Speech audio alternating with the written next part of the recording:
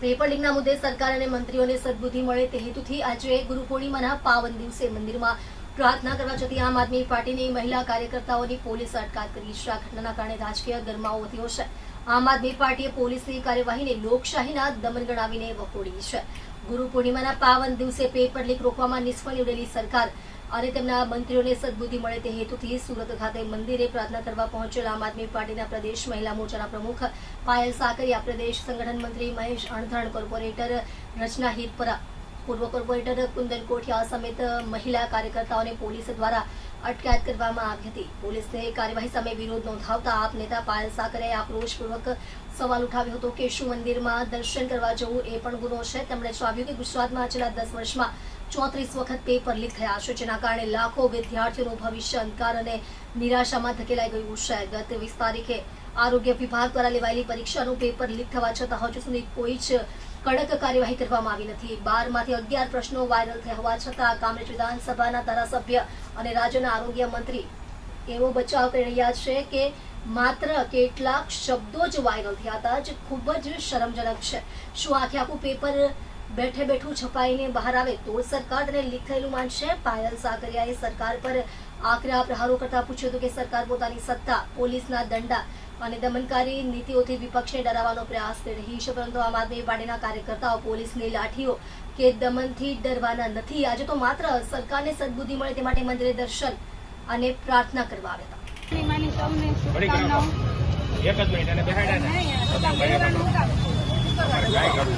તમે ખાલી તમે તો પરમિશન વગર ડાયરેક્ટ શેની પરમિશન? ગુરુ પૂર્ણિમાની પરમિશન શેની બોલ્યા છો માઈકમાં હું બોલ્યા માઈક તું બોલ્યા માઈક તમારી પાસે વિડિયા છે બોલ્યા છો જે બોલ્યા છો પણ બતાવો ને અહીંયા દર્શન કરવા ગુનો જો આની પરમિશન લેવાની ના સાહેબ જો તમારી બધી તાના છે તમારે ખોટા ગુના નહીં તો બીજું શું કર્યું? ગુના દાખલ કરવામાં નહીં શું કામ પકડવાના જે હોય નહીં જે હોય તમારી પ્રાયોરિટી ના ઓલી કરો, તમારા વિડિયા ઉતારો નહીં વિડીયો અમે ખાલી એટલું બતાવો શું કામ એમ થોડું આવે સાહેબ વાત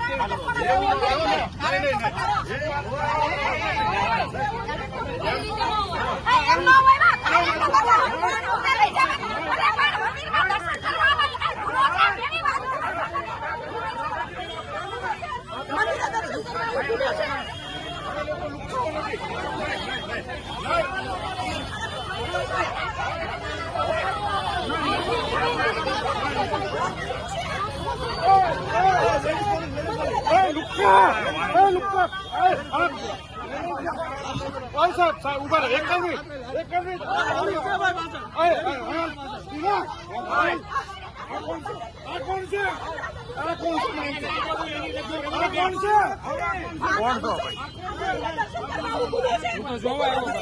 પૈકડા હું કામ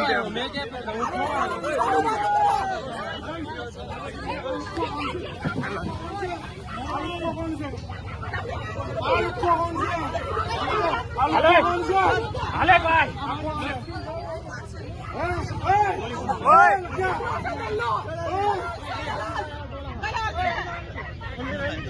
અરે પણ આપ